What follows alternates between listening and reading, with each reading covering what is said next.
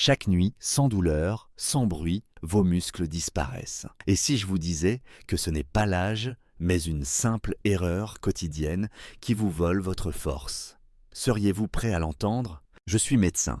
Et même si je ne porte plus de blouse blanche depuis plusieurs années, même si mes journées ne se passent plus entre les murs d'un hôpital, je continue à observer, à écouter, à comprendre, parce que ce que j'ai vu durant plus de 40 ans de carrière, je ne peux pas le garder pour moi. Je ne peux plus me taire. Ce que je vais vous dire aujourd'hui ne se trouve dans aucun manuel scolaire, aucun dépliant de pharmacie. C'est quelque chose que j'ai appris à force de voir des corps vieillir et des âmes s'éteindre. Je vais vous poser une question. Pensez-vous que ce sont les années qui affaiblissent le corps, ou bien l'oubli? Parce que moi, je suis convaincu d'une chose, ce n'est pas le temps qui rend les jambes fragiles, c'est ce que l'on oublie de leur donner. Et cet oubli se répète chaque nuit, dans le silence, dans l'ombre du sommeil. J'ai vu des patients qui perdaient lentement l'usage de leurs jambes sans blessure, sans pathologie. Juste une impression étrange, un matin, les escaliers semblent plus hauts, un autre, les genoux tremblent un peu. Puis un jour, on glisse, on tombe. Et ce jour-là, quelque chose de bien plus grave se fracture que les os. L'autonomie. Prenez l'exemple de Colette. Elle a 72 ans. Elle vit à Nantes, seule, mais encore pleine de vie. Elle m'a consulté pour une douleur au mollet. Rien de grave, pensait-elle. Mais au fil de la conversation, elle m'a avoué qu'elle avait de plus en plus peur de sortir seule. Pas à cause des autres, pas à cause de la ville, à cause de ses jambes. Elle avait cette phrase terrible. « Je ne me fais plus confiance quand je marche ». Et pourtant, ses analyses étaient normales, sa tension correcte. Pas de diabète, pas d'ostéoporose majeure. Alors pourquoi ce déclin? Pourquoi cette perte de confiance dans ses propres jambes? C'est là que j'ai compris ce que tant de médecins ignorent ou sous-estiment, la fonte musculaire nocturne. Oui, chaque nuit, nos muscles fondent en silence. Ce n'est pas une théorie, c'est un fait biologique. Après 60 ans, nous perdons jusqu'à 3% de notre force musculaire par an. Pas à cause de l'âge, mais parce que nous manquons des nutriments clés au moment le plus critique, avant de dormir. C'est là, dans la phase de sommeil profond, que notre corps entre en mode réparation. C'est là que le muscle se reconstruit, que les tissus s'auto-réparent, que les fibres micro-lésées du quotidien sont recousues. Mais si les briques ne sont pas là, si les outils manquent, rien ne se répare. Et ce qu'on ne reconstruit pas, on le perd. Je ne compte plus le nombre de personnes âgées qui viennent me voir avec ces mots « Je n'ai rien fait de spécial, mais je me sens plus faible qu'avant. Je n'arrive plus à porter les sacs de course. Je me sens instable, comme si mon corps ne répondait plus aussi bien. » Et la vérité, c'est que ce n'est pas une maladie, c'est une carence. Une série d'oublis répétés. Chaque soir, avant de dormir, le corps réclame discrètement certaines vitamines, certains minéraux. Et 93% des personnes de plus de 65 ans n'en reçoivent pas. Même celles qui mangent bien. Même celles qui prennent des compléments. Mais au mauvais moment, c'est une injustice silencieuse. On croit faire les choses bien. Et pourtant, chaque nuit devient une nuit perdue. Une nuit où le muscle s'assèche. Une nuit où la coordination faiblit. Une nuit où la fragilité gagne un peu plus de terrain. Mais ce que je veux vous transmettre aujourd'hui, ce n'est pas de la peur, c'est de la conscience. Car une fois que vous savez ce qui se joue la nuit, vous pouvez reprendre le contrôle. Vous pouvez agir, pas avec des médicaments, pas avec des séances de musculation douloureuses, mais avec de petites décisions intelligentes, chaque soir, à la même heure. Et ces décisions peuvent faire toute la différence, entre marcher seul ou avoir besoin d'un bras, entre se relever d'une chute ou ne pas se relever. Alors si vous êtes comme moi, si vous croyez que la vieillesse ne doit pas rimer avec dépendance, alors je vous invite à écouter cette vidéo jusqu'au bout. Parce que ce que je vais vous révéler maintenant, c'est la liste exacte des 7 vitamines essentielles que vous devez prendre le soir. 7 nutriments qui ont changé la vie de mes patients. 7 alliés que j'aurais aimé qu'on me prescrive à moi-même bien plus tôt. Mais avant de continuer, je vous invite à faire un geste simple. Abonnez-vous à cette chaîne. Pourquoi? Parce que plus vous êtes nombreux à soutenir ce projet, plus je pourrai consacrer du temps à transmettre, à partager ce que la médecine ne dit pas toujours dans les livres. Je suis un médecin à la retraite, mais tant que j'ai une voix, j'ai un devoir. Et grâce à vous, elle peut porter plus loin. Et maintenant, une question pour vous. Une question sincère. Selon vous, qui fait le plus de dégâts chez les personnes âgées? A. Le temps qui passe. B. Ce qu'on ne leur apprend jamais à corriger. Répondez en commentaire avec simplement A ou B. J'aimerais savoir ce que vous pensez. Et surtout, restez avec moi pour la suite. Parce que ce que vous allez apprendre maintenant peut, littéralement, changer vos matins. Ce que je vais vous expliquer maintenant, je ne l'ai jamais appris dans les amphithéâtres de la faculté, pas même dans les congrès médicaux auxquels j'ai assisté tout au long de ma carrière. Non, je l'ai découvert en écoutant, en observant, en reliant les points que la médecine classique laisse souvent épars. Ce que j'ai compris, c'est que la nuit n'est pas une simple pause dans notre quotidien. C'est un espace vital, un laboratoire biologique silencieux où se joue la survie de notre force musculaire. Quand nous dormons, le monde s'éteint autour de nous, mais à l'intérieur, tout s'active. Le corps entre dans un état que nous appelons en médecine le mode parasympathique. C'est le système nerveux de la régénération, du nettoyage, de la réparation. Le cœur ralentit, la respiration devient plus profonde, la température corporelle baisse et, surtout, le cerveau donne l'ordre à chaque cellule de réparer ce qui a été abîmé dans la journée. Et cela vaut encore plus pour les muscles. Car ce sont eux qui encaissent tout, chaque pas, chaque effort, chaque montée d'escalier, chaque faux mouvement leur laisse des micro-lésions. Rien de grave en apparence. Mais comme je le dis souvent à mes patients, le muscle est un organe discret mais exigeant. Il réclame de l'attention, sinon il s'efface. C'est pendant la nuit que le muscle se reconstruit, pas pendant l'activité, pas au repos devant la télévision, mais bien dans les heures profondes du sommeil. C'est là qu'il synthétise les protéines, qu'il recolle ses fibres, qu'il recharge ses réserves. C'est à ce moment précis que les nutriments, les enzymes, les signaux hormonaux doivent être présents. Sinon, le chantier reste en plan. Et cette nuit de réparation manquée, ajoutée à une autre, et encore une autre, devient un déficit structurel. J'ai vu des personnes âgées qui faisaient tout comme il faut. Elles mangeaient équilibré, bougeaient chaque jour, prenaient même des compléments alimentaires. Et pourtant, elles s'affaiblissaient, leurs jambes perdaient en tonus, leurs bras ne tenaient plus les sacs. Pourquoi? Parce qu'elles prenaient les bonnes choses, mais au mauvais moment, en pleine journée, quand le corps est en action, pas en régénération. Le soir, elles se couchaient vides de ce dont le muscle avait besoin pour se reconstruire. Je vais vous dire une vérité qu'aucun laboratoire ne vous dira. Le timing, c'est tout. Ce que vous donnez à votre corps avant de dormir compte 10 fois plus que ce que vous lui donnez à midi, car c'est la nuit qu'il a la capacité, le calme et l'espace pour utiliser correctement ses ressources. C'est là que la magie ou le drame se produit. La recherche le confirme aujourd'hui, et j'aurais aimé le savoir plus tôt. Une étude menée à Lyon a montré que chez les personnes âgées, la qualité de la récupération musculaire dépendait moins de la quantité de protéines ingérées que du moment où elles étaient apportées. Une autre, à Genève, a observé que la synthèse musculaire nocturne pouvait être multipliée par 2 lorsque certains micronutriments étaient pris juste avant le sommeil. Cela semble presque trop simple. Mais c'est là toute la beauté du vivant. Ce n'est pas toujours une question de quantité, c'est une question de précision. Et pourtant, combien de personnes âgées se couchent chaque soir après un dîner léger, une soupe, un morceau de pain et rien d'autre? Aucune vitamine, aucun minéral, aucun support pour le muscle.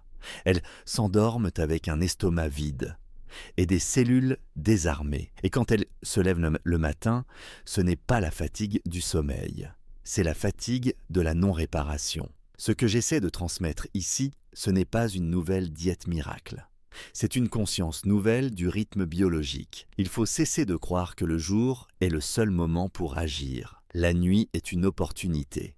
Une opportunité que nous laissons filer chaque soir par habitude, par négligence ou simplement par ignorance. Et le plus triste, c'est que ce manque de conscience mène lentement, silencieusement, à des situations dramatiques. J'ai vu trop de chutes, trop de fractures, trop de dépendances installées en quelques mois à cause de ce cercle vicieux. Moins de muscles, plus de fatigue, moins d'activité, encore moins de muscles. Et tout commence par des nuits vides. J'aimerais que vous vous posiez cette question. Que donnez-vous à votre corps avant de dormir? Est-ce que vous l'aidez à se reconstruire ou bien est-ce que vous l'abandonnez à lui-même, chaque nuit un peu plus? Car c'est là que tout se joue. Et croyez-moi, si vous saviez le pouvoir de certaines petites capsules prises à la bonne heure, vous les considéreriez comme de véritables alliés, pas comme des compléments. Je suis médecin, oui, mais surtout un vieil homme qui a vu trop de jambes céder, trop de gens glisser sans raison. Et je peux vous affirmer une chose, la nuit peut devenir votre meilleur allié, si vous la respectez. Alors ce soir, ne vous couchez pas sans rien. Donnez à vos muscles ce dont ils ont besoin et laissez-les faire leur travail. Vous verrez, un matin, sans crier gare, vous vous lèverez plus solide. Au fil des années, j'ai compris une chose essentielle. Nous ne vieillissons pas tous de la même manière, mais nous vieillissons tous autour des mêmes points de rupture. La perte musculaire en est un, invisible au début, silencieuse, presque insidieuse. Mais quand elle atteint un certain seuil, elle bouleverse tout. Et ce que je veux vous transmettre aujourd'hui, ce n'est pas une liste sèche de vitamines, comme on en trouve dans les brochures de pharmacie. Non. Ce que je vais vous raconter, c'est comment 7 molécules simples, disponibles à tous, peuvent changer une trajectoire. Et pourquoi? Elles doivent être prises le soir, et dans un ordre précis.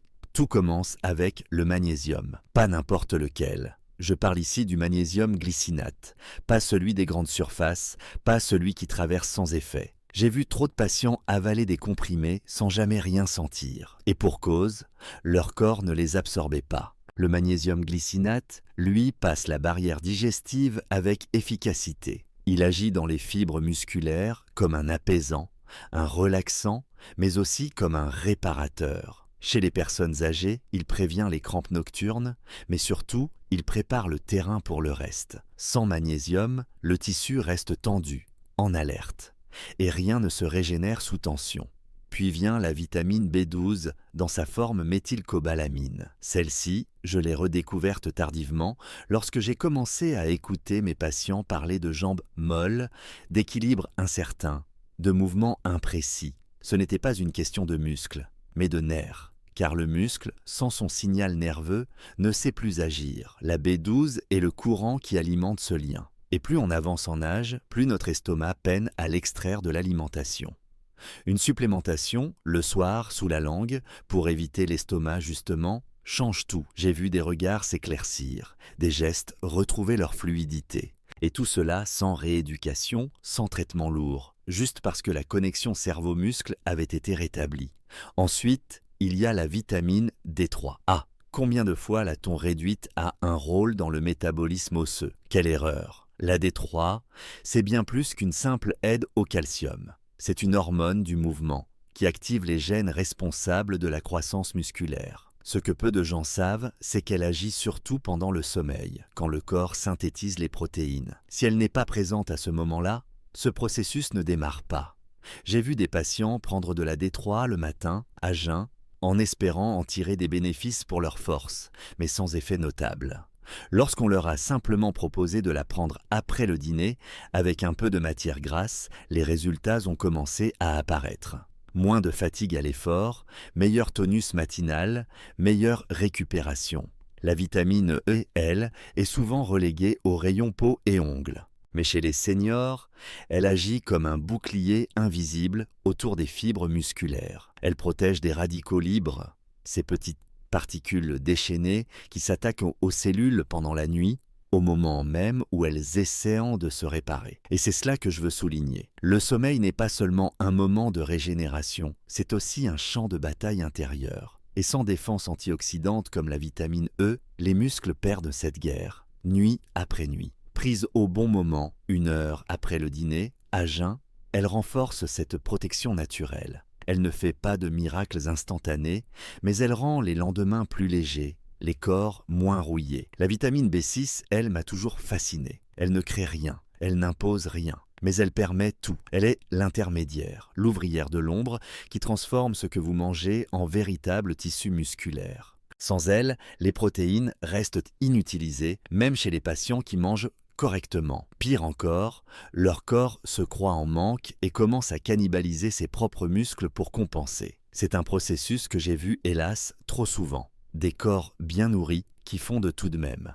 Avec une supplémentation adaptée, en forme P5P, donnée le soir loin des repas, j'ai vu des corps se stabiliser, se raffermir doucement, comme s'ils reprenaient en confiance. Vient ensuite la vitamine C, celle qu'on réduit à une prévention contre le rhume. Quelle sottise! Chez la personne âgée, elle devient le maçon du corps. C'est elle qui synthétise le collagène, la colle qui maintient les fibres musculaires soudées. Sans elle, les tissus deviennent friables, cassants. Ce n'est pas seulement la peau qui se plisse, c'est le muscle qui se désintègre. La prendre avant le coucher, sous forme tamponnée ou liposomale, c'est offrir à vos fibres une chance de se renforcer, de se recoller. Et surtout, si vous prenez du collagène ou des protéines en supplément, c'est elle qui les rend efficaces. Sans vitamine C, ces poudres restent des promesses non tenues. Et enfin, la dernière, la plus méconnue, la plus sous-estimée, la vitamine K2. Dans sa forme MK7, c'est elle qui m'a le plus surpris dans les dernières années de ma carrière. Car c'est elle qui donne un sens à tout le reste. Elle ne fabrique rien, mais elle oriente. Elle dit au calcium où aller. Et c'est là tout le secret. Sans K2, le calcium que vous absorbez peut finir dans vos artères, pas dans vos os ni vos muscles. Et que se passe-t-il quand vos artères se rigidifient et vos muscles s'amollissent? Le corps devient vulnérable. Un terrain miné, prise le soir avec une petite cuillerée de beurre d'amande ou d'huile de coco, la K2 devient un agent de stabilité profonde. Elle améliore la densité musculaire, la force des jambes, la coordination motrice. Et elle agit en silence, comme une sage-femme du mouvement. Voilà ce que je voulais partager avec vous. 7 molécules, 7 aides discrètes mais puissantes, 7 chances de reprendre le dessus. Non pas sur la vieillesse, mais sur la perte insidieuse de ce qui nous permet de rester debout, d'être libre. Le soir, avant de dormir, le corps ouvre une fenêtre. Il vous tend la main. La question est, allez-vous la saisir? Si j'ai appris quelque chose au fil des décennies passées auprès de mes patients, ce n'est pas seulement ce qu'il faut prendre pour mieux vieillir, mais comment le prendre? Car ce que la médecine ne dit pas toujours, ou ce qu'elle dit trop vite, c'est que l'efficacité d'un traitement ne dépend pas uniquement de sa substance, mais de son moment, de sa forme, de son contexte. C'est comme une graine. Ce n'est pas tout de la planter, encore faut-il la semer au bon endroit, au bon moment, dans une terre prête à la recevoir. Combien de fois ai-je vu des hommes et des femmes bien intentionnés, consciencieux, disciplinés, prendre chaque jour leurs compléments alimentaires, sans aucun effet notable. Je les écoutais me dire « Docteur, je prends du magnésium, de la D3, même des oméga, mais je me sens toujours aussi faible. » Et je leur répondais toujours la même chose. Ce n'est pas ce que vous prenez qui me pose question, c'est quand, avec quoi et sous quelle forme. Vous voyez, le corps humain, surtout celui d'un senior, fonctionne selon des rythmes précis, des équilibres fragiles. Ce n'est pas une machine à laquelle on injecte un carburant et qui redémarre. C'est un écosystème. Et chaque molécule doit être absorbée, transportée, activée.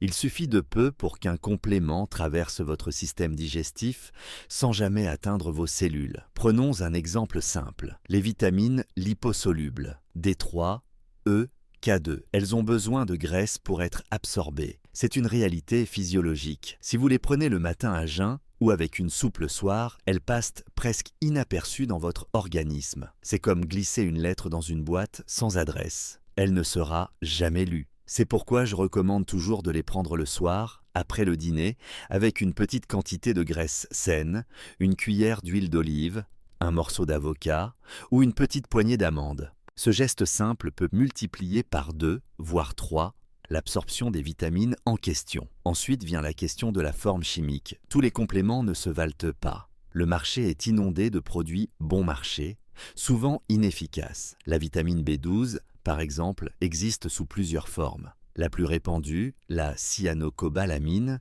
est aussi la moins bien absorbée, surtout chez les personnes âgées dont la digestion est ralentie. En revanche, la méthylcobalamine, prise en forme sublinguale, passe directement dans le sang sans dépendre de l'estomac. C'est cette subtilité, invisible à l'œil nu, qui fait toute la différence dans les résultats. Même chose pour le magnésium. Celui qu'on trouve dans la majorité des pharmacies, l'oxyde de magnésium, est très mal assimilé. Il provoque parfois des troubles digestifs sans jamais atteindre les fibres musculaires. À l'inverse, le magnésium glycinate, bien plus doux et biodisponible, pénètre efficacement les cellules. Je l'ai prescrit pendant des années à mes patients souffrant de crampes, d'insomnie, de fatigue musculaire. Mais toujours avec ce conseil, le prendre seul, sans multivitamines, à distance du calcium ou du zinc, car ces minéraux se font concurrence dans l'intestin. Quand ils sont pris ensemble, ils s'annulent mutuellement. Voilà encore une nuance essentielle que trop de gens ignorent. Il y a aussi la question du timing. Le corps, la nuit, est dans un état de réceptivité particulier. Les enzymes de régénération sont actives, la barrière digestive est plus lente, le système nerveux est tourné vers la réparation. C'est à ce moment-là que les nutriments font leur plus grand effet. Une vitamine B6 prise le matin peut passer inaperçue, mais la même, prise sous sa forme active, P5P, 1 heure avant le coucher, soutiendra la synthèse des protéines musculaires pendant le sommeil. Et cette réparation nocturne, j'insiste, est le cœur du maintien de l'autonomie chez la personne âgée. Enfin, il y a l'élément le plus négligé de tous, l'eau. Oui, simplement l'eau. J'ai vu trop de seniors avaler leurs gélules à sec, par habitude, par paresse ou parce qu'ils n'avaient plus soif. Mais sans eau, les vitamines ne se dissolvent pas. Elles stagnent, irritent parfois l'estomac, ou sont tout simplement mal dirigées dans le tube digestif. Boire un verre d'eau tiède avec ses compléments, ce n'est pas anodin. C'est permettre leur transport jusqu'aux cellules cibles. Je vous parle ici de détails. Des choses minuscules. 1 heure de plus, un verre d'eau, une forme chimique, une cuillère d'huile. Mais ce sont ces détails qui, mis bout à bout, font la différence entre un complément inutile et un effet mesurable dans le corps. Et cette différence, je l'ai vue de mes propres yeux. Une femme qui recommence à monter les escaliers, un homme qui retrouve son équilibre, une grand-mère qui n'a plus peur de se pencher pour ramasser quelque chose. Il ne s'agit pas de magie. Il ne s'agit pas de promesses. Il s'agit de respecter la logique du corps, cette mécanique subtile qui, même à 70 ou 81 ans, peut encore s'adapter, se réparer, se renforcer. Mais cela ne se fait pas par automatisme. Cela demande une intelligence du geste, une rigueur quotidienne et surtout une compréhension du moment. La nuit est précieuse et tout ce que vous prenez avant de dormir doit être pensé, choisi, espacé, accompagné. Je suis médecin, oui, mais je suis aussi un homme qui a appris, parfois trop tard, que ce n'est pas la force brute qui fait durer le corps, c'est la finesse, l'attention. Et ces petites décisions silencieuses du soir qui font toute la différence le matin. Parfois, dans les silences de ma retraite, je repense à tous ceux que j'ai croisés, soignés, écoutés. Des visages que je n'oublie pas.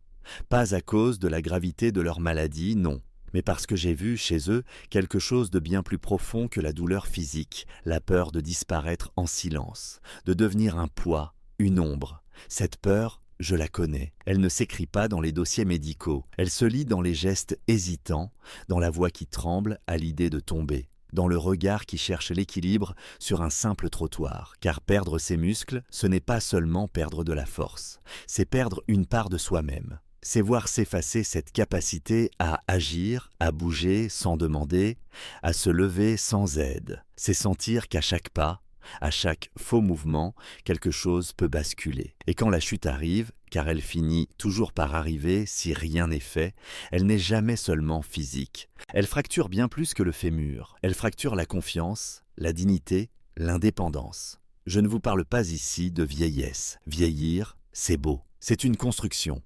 Un arbre qui pousse avec ses branches tordues, ses racines profondes, sa sagesse silencieuse. Non, ce que je dénonce, c'est l'abandon.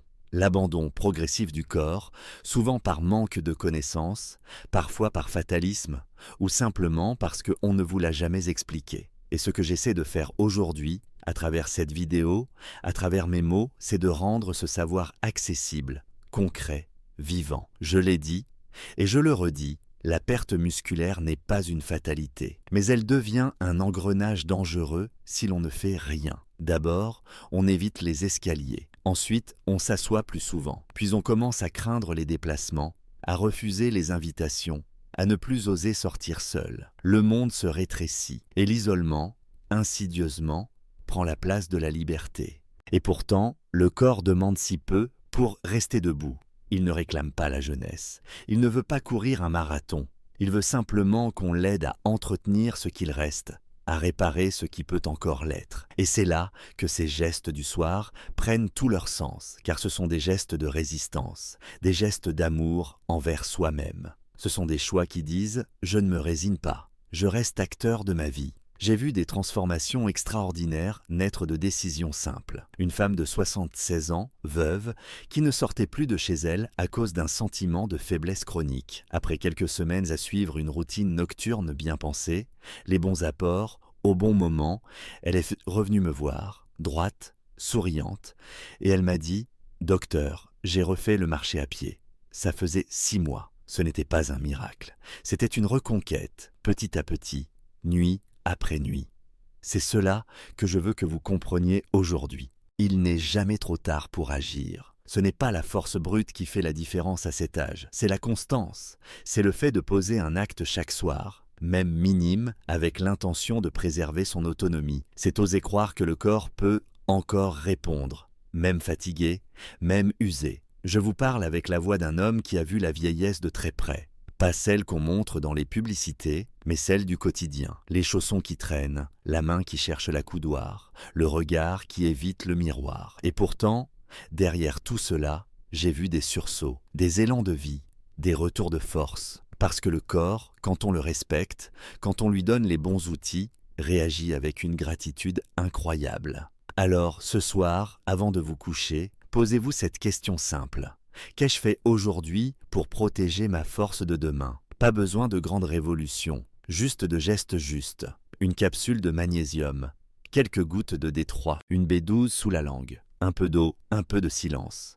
Et surtout, cette conscience que vous n'êtes pas condamné à décliner, que vous pouvez choisir. Chaque nuit est une chance, chaque coucher est une opportunité. Et si vous avez des proches, des parents, des amis, qui commencent à faiblir, parlez-leur de cela. Pas comme une obligation, mais comme un espoir. Dites-leur qu'il est possible de ralentir le temps. Non pas pour rajeunir, mais pour vieillir debout. Je suis médecin, oui, mais aujourd'hui, je suis surtout un homme qui croit que transmettre, c'est résister. Et que tant qu'il reste un peu de force dans une main, un peu de volonté dans un regard, alors tout peut encore changer. Parce que rester debout, c'est bien plus qu'une posture. C'est un choix. Un acte de courage, une déclaration de vie.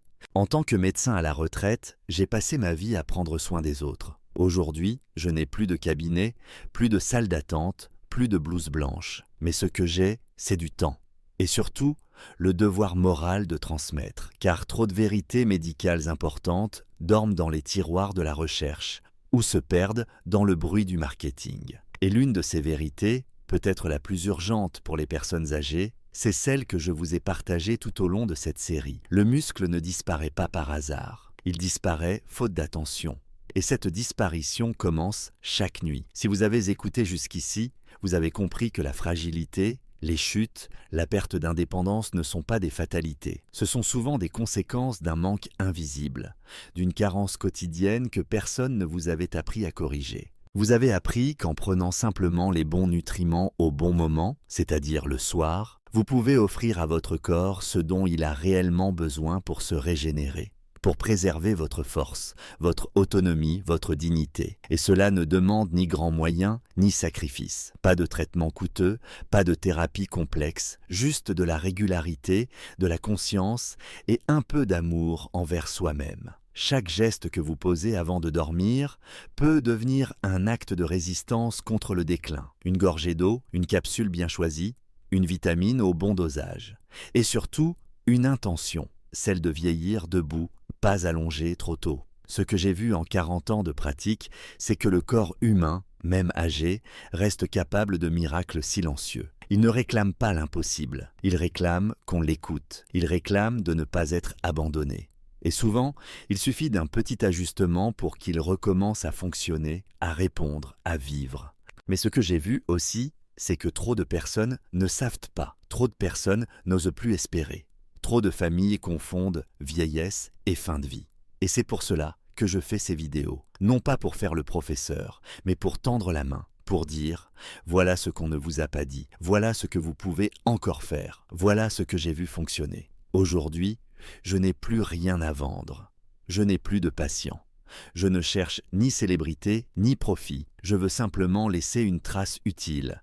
Avant que le silence ne me prenne, moi aussi. Alors si vous pensez que ce contenu a pu vous aider, ou aider un de vos proches, je vous demande une chose toute simple. Participez, commentez, abonnez-vous, soutenez. Voici ma question pour vous. Selon vous, quel est le moment de la journée où vous prenez le plus soin de votre corps? A. Le matin, B. Le soir. Notez simplement A ou B dans les commentaires ci-dessous. Cela m'aidera à mieux vous connaître et à ajuster les prochaines vidéos pour vous. Et si vous souhaitez aller plus loin, si vous voulez que je continue à produire ce type de contenu, à partager ce que j'ai appris au fil d'une vie entière de médecine, alors je vous invite, avec tout le respect du monde, à faire un petit geste. Un don, même symbolique, m'aidera à maintenir cette chaîne active.